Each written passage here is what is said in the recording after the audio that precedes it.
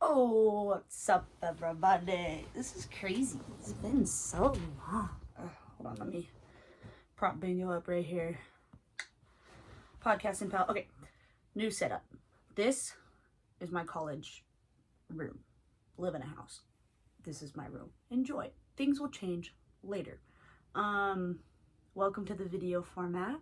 Woo! And if you're listening, you know the deets. We're starting off season 3. I'm watching Surreal Estate, starring Tim Rozon, as we all know, Doc Holliday from Winona Earp. Very weird seeing him with short hair and no facial hair. And also not like a Western accent. You know, it's just like his like sweet little voice, which is super cute and super fun, and I love it a lot. Anyways, before we get started, rundown of what I've been doing. In TV news, Station 19 has been canceled after season 7. I never watched the show. I know very many people who have watched the show. And it is devastating to once again have a show canceled that features a queer relationship. So the reason I am upset is because of that, and because it is a beloved show by very many people that I call friends. So there are many things going on Twitter and social media, blah, blah, blah, blah, blah, right now about how to save Station 19. Literally just look it up. Probably save Station 19 is the hashtag. So yeah, other than that, Mel and Kate, God, I wrote that wrong. Mel and Kat, as in Melanie Scrofano and Kat Burrell, have co-written a movie together, and they're also going to co-direct that movie. What? This is crazy.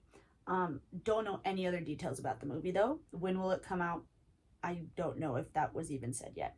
But Blue Ice Pictures, which is the production company for Surreal Estate, is on that movie, as well as Tubi, which I'm assuming will distribute the film. But I'm very, very excited about this. Very, very excited. Anyways, shows that I've been watching. Currently watching The Crown. I just started season 4. Oh boy, it's a great show. Very good show. I started watching it like years ago. And I think I got through like the second episode and then I stopped. But now I'm back in it and I've really stuck with it and I'm really enjoying it.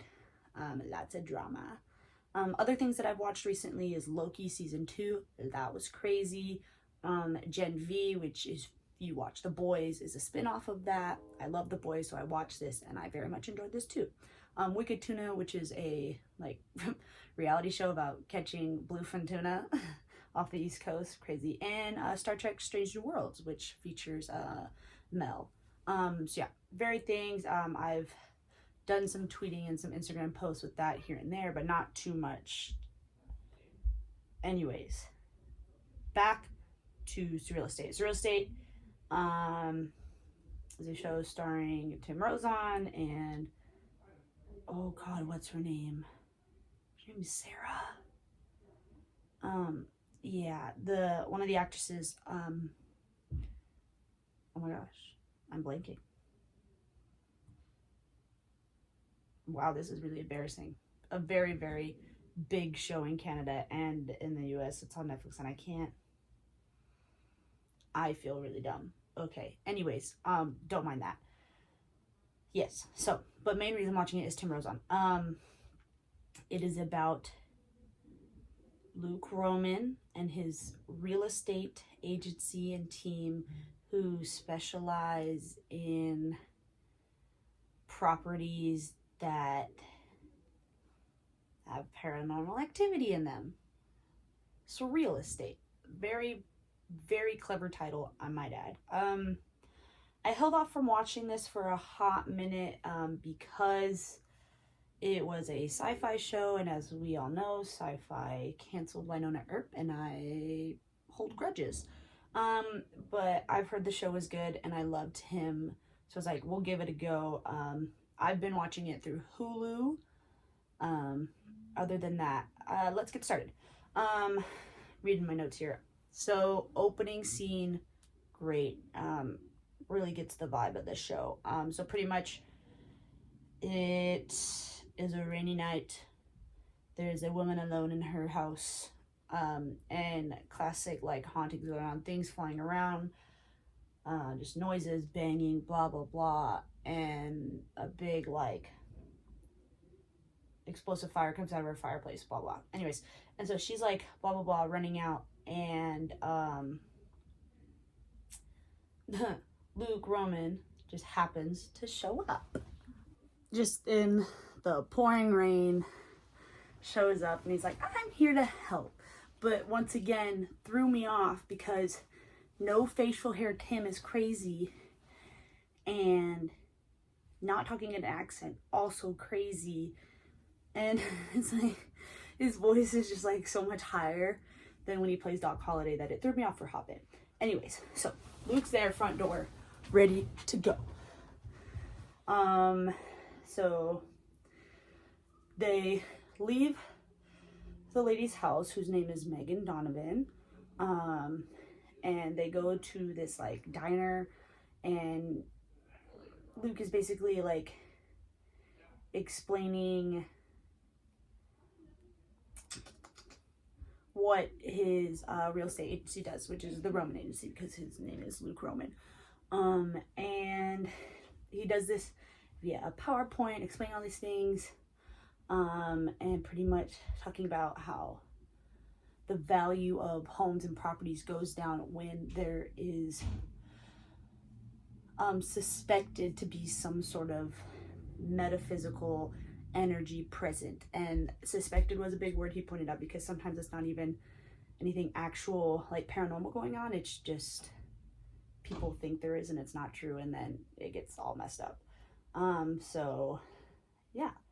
And then Megan, her fiance, shows up and like takes her home, picks her up, and then we cut to the actual Roman agency. We get to see the building, which is super cool. So we meet Father Phil, who, former priest, lost his faith. I believe Zoe is her name. We'll have to check on that. And the IT guy, August. So Father Phil does, obviously, like, knows more the kind of religious side, exorcist, blah blah blah, of paranormal activity. I'm not quite sure what Zoe does yet.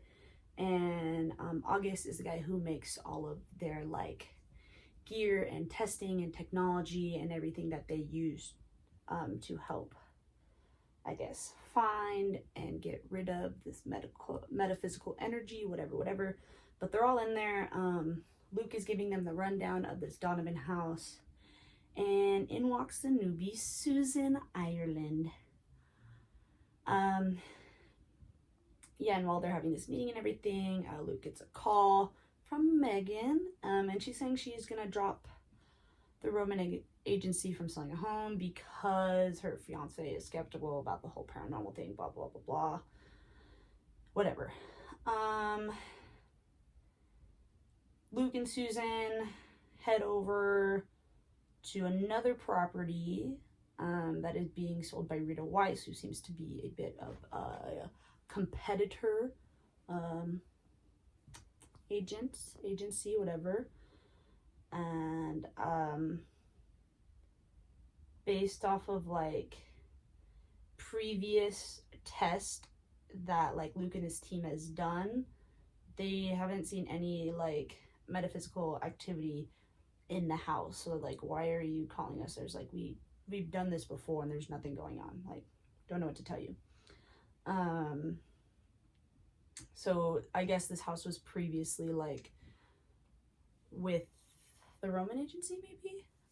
Anyway, so Luke and Susan are in the living room with the family and Rita, and they're talking things through, like trying to figure out like what's going on, what's happening, and then things just start getting up, moving around, like lettuce from the fridge is flying, things in the living room start flying around and everything, and they're like, okay, well obviously something is happening because they just saw everything.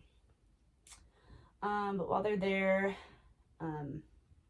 Phil calls Luke to say that he found some stuff on the Donovan house, Megan's home, and that August also did some scouting out there with his fancy tech and goggles and weird binoculars, and he also got some activity too, because when August was there, you know, scouting out, he had these like fancy binoculars, of course, and saw a bunch of, you know, people roaming around the property, a lot of activity, a lot of ghosts, I guess.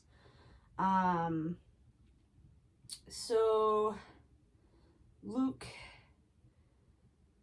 goes back to the Donovan house and is trying to convince Megan to let his team run tests. Like, there's something going on. Like, there's literally like no history of this house being built. Like, something is going on. Let us help you, please. And while that's happening, after that, Susan meets Luke at Funland, which I'm guessing is this little theme park. He's in the batting cage, you know, getting some practice swings in. And so Susan's like, you know, if we're gonna do this and I'm gonna be on your team, maybe I need to get to know you. You seem to know so much about me. So Luke obviously like gives her like the rundown. And she's like, yeah, that I know. Like, I do my research. But she's like, no, like, let me know you. And so tells him that his mom left when he was young.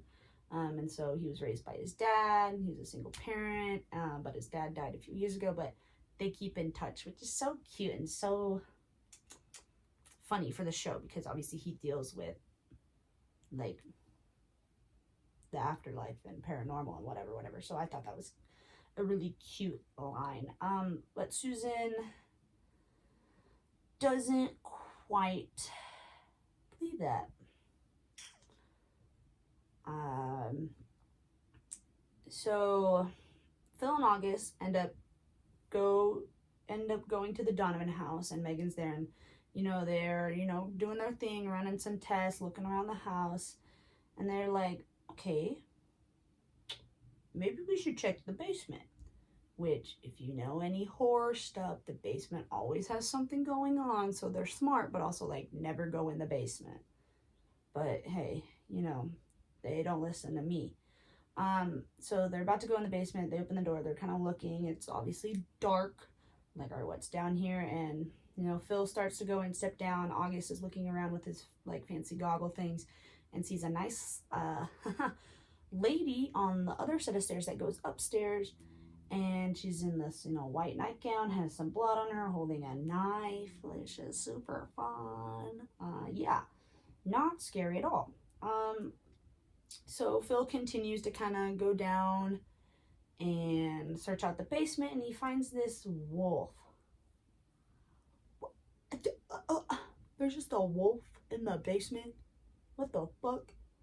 Yeah, anyways, so they get out of there and close the door, and they're like, okay, yeah, let's figure this shit out. So Phil is filling in Luke on what they saw at Megan's house, and Luke's like, yeah, let's get this shit done. So Susan ends up going to the hospital, where Rita and that family are there because a grandfather clock fell over and hit the husband, the father, just out of nowhere, apparently. Crazy. And so we're cutting back and forth between stuff in the hospital and stuff with like Megan's house. And so Megan is at her home alone. It's nighttime once again, because of course all this happens at night. And she's trying to call her fiance multiple times. He is not hanging up. She's alone. She's obviously scared. Back to the hospital.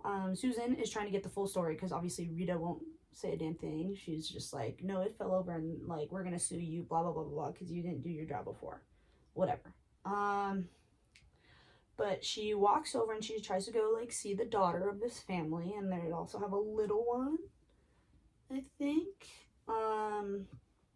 And so the daughter's on the phone with some like boy or someone or a friend, and this little baby girl in a little like playpen thing is crying, really upset. The toy, the little doll that she has, is outside of the pen, And so she's upset and she wants that. So all this is happening, and then lo and behold, this little doll on the ground just shakes a little bit, and then she starts floating and goes into the pen, and the baby girl stops crying.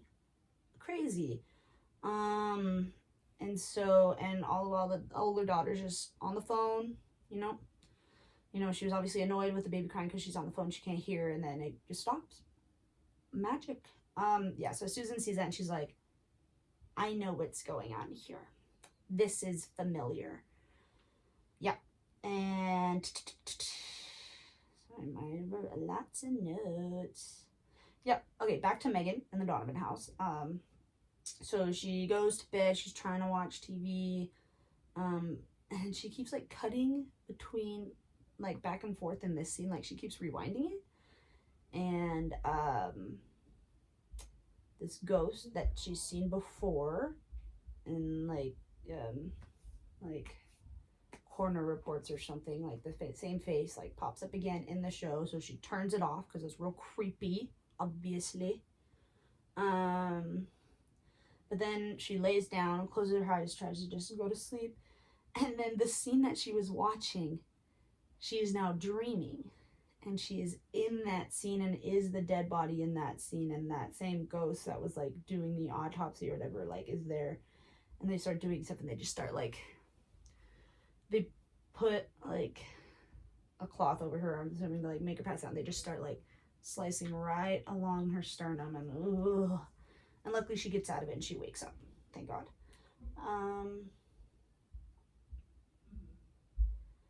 And so obviously she calls Luke, and so Luke rushes over, and it's pouring rain once again. Megan is sitting out on the steps of her house drinking. She's not going back in, so Luke like takes her to his house.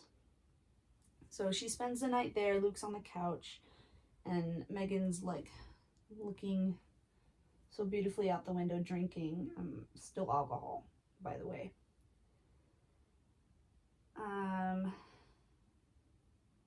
Yeah, and Luke also sees cut back people standing in the window, first of all, so he can see what's happening here.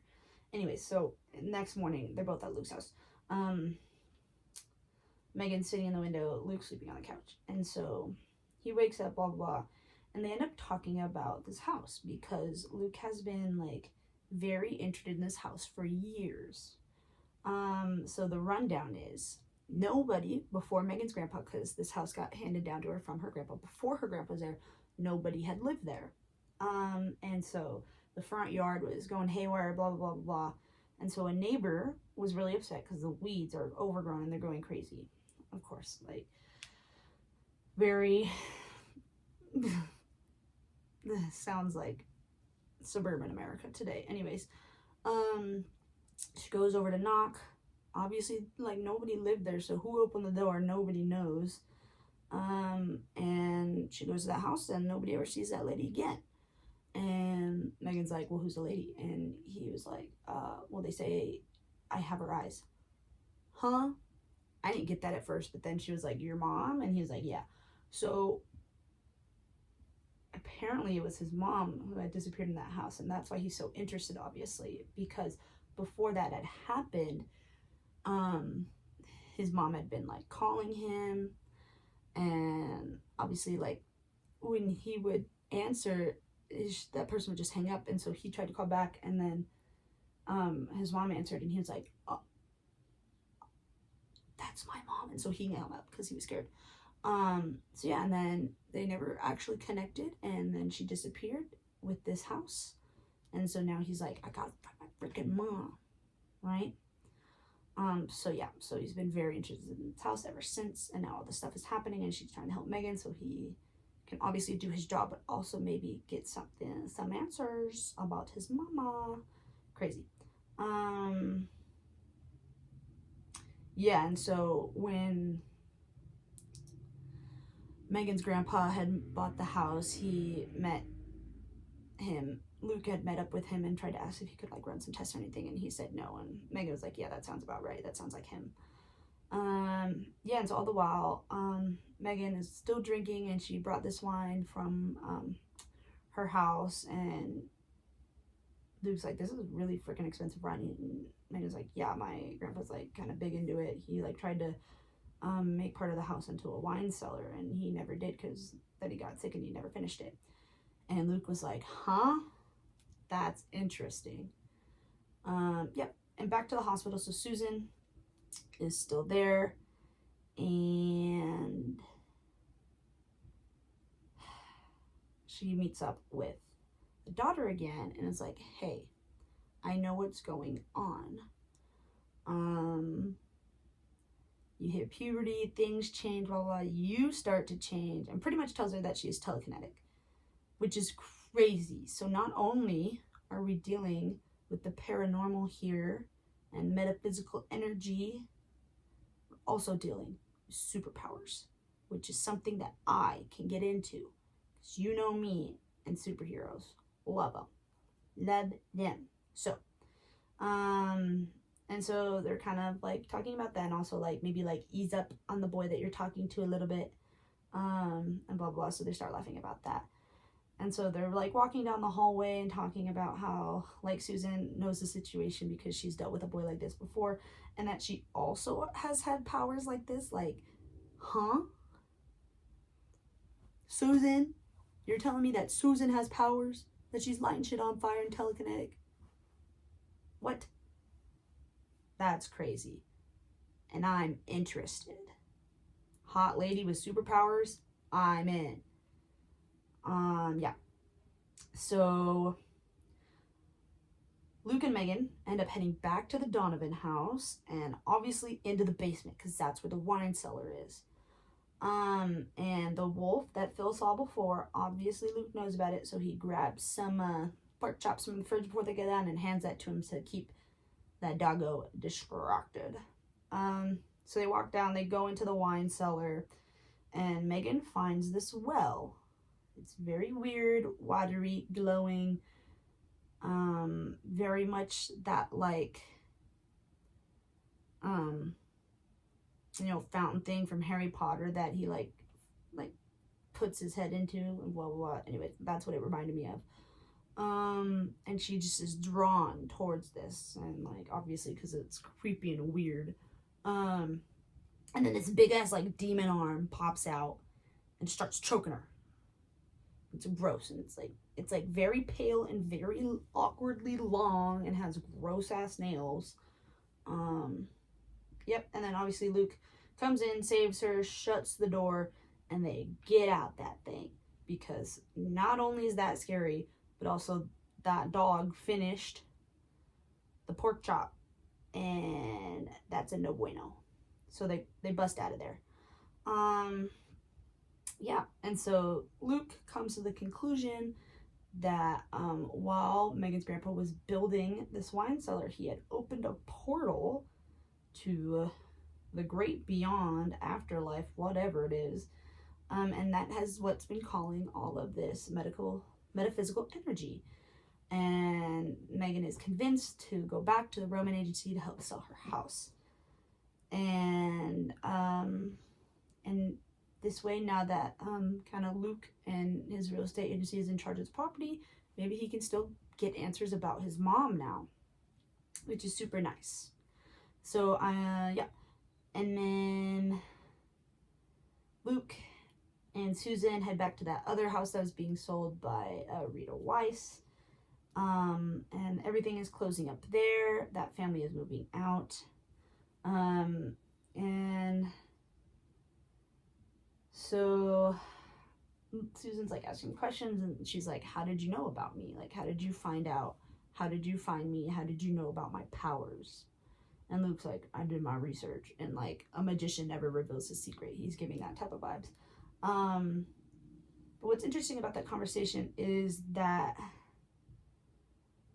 she obviously has like something different. She has superpowers. She can do different things, but she doesn't believe in like the paranormal, which is super interesting to me, because you think like you can obviously do something that is not of the normal, but like you don't believe in these things that are also out of the normal. Like it's very like you would think like you'd be like super open-minded because like you're different, but obviously that is not the case.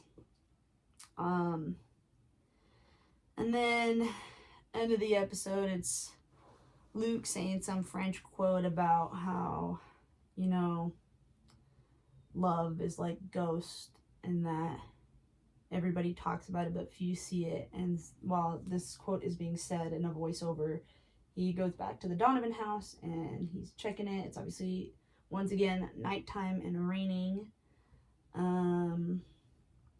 and he looks up in the window and he sees a lady who I'm assuming is his mother, and he's like, "See you soon, Mom," and then done. That's episode 1. So overall, first episode, I enjoyed it.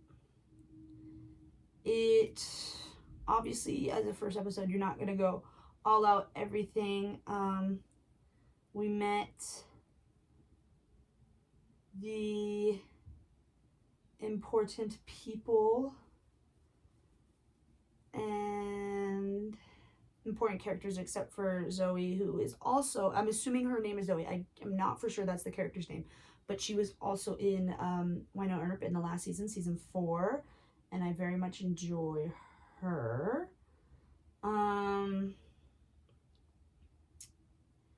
And we didn't really get to touch on her, so I'm assuming later episodes that we will. Obviously, I'm assuming something romantic maybe will go on between Luke and Susan. It's kind of like very basic, but you know, that's how everything ends up going. Interested to learn more about Susan though, with her powers and everything, and how she will play into helping the Roman agency out. Obviously, this stuff with Luke's mom is, I'm assuming, going to be an overarching thing throughout this first season here, which is nice because character development, and you need something for him to go after. Phil and August are seeming to be a bit more of lighthearted characters, comedic. So I'm excited about them. I love a good like buddy cop duo that they have going on. And yeah, I'm not a big like horror film, paranormal like stuff type of like person. Like I don't like choose to watch all that stuff. I have watched movies. I don't like generally choose to watch them on my own, but if I'm with people, like I will. And so I was interested to see like where this would go, like in terms of like scariness. And I think it's just the right amount.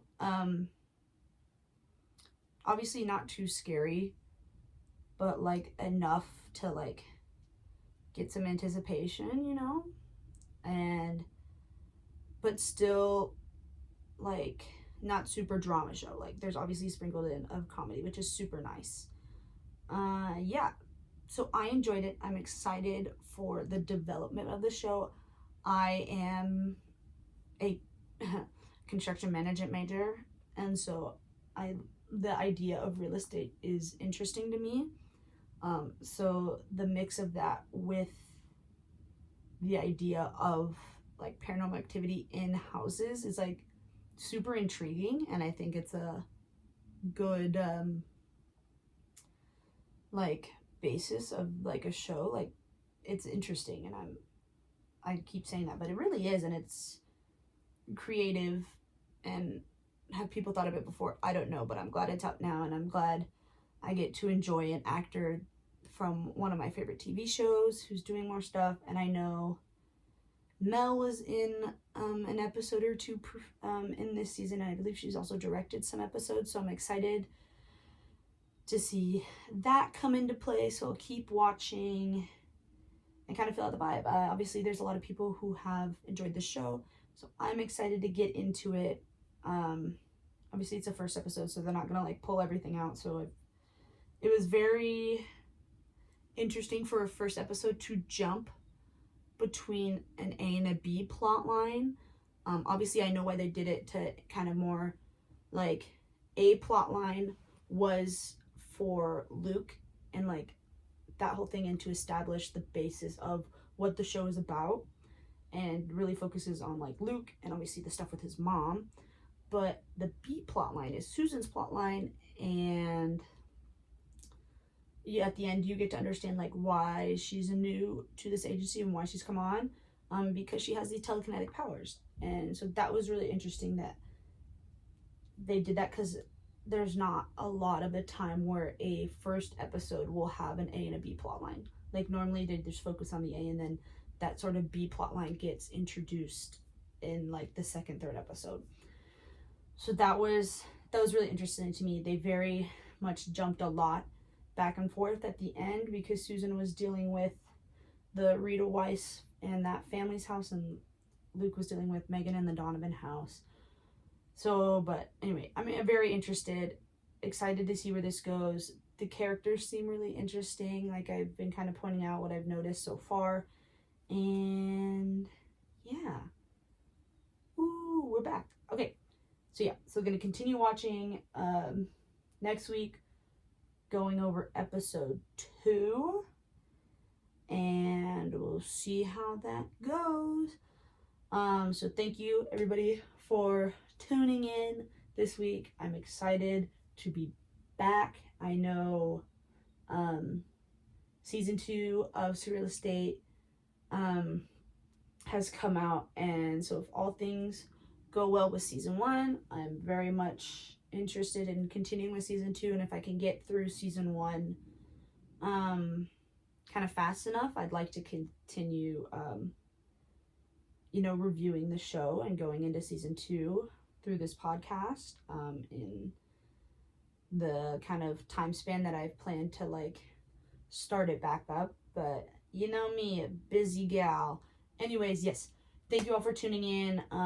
You can obviously listen to this podcast wherever you find podcasts, and I now have the video version up on my YouTube under the same name, Bailey's TV Rants, and you can find me on Instagram and Twitter under the same name. Everything is Bailey's TV Rant now, so it's super easy for you to find. So thank you all for tuning in, and I'll catch you guys next time.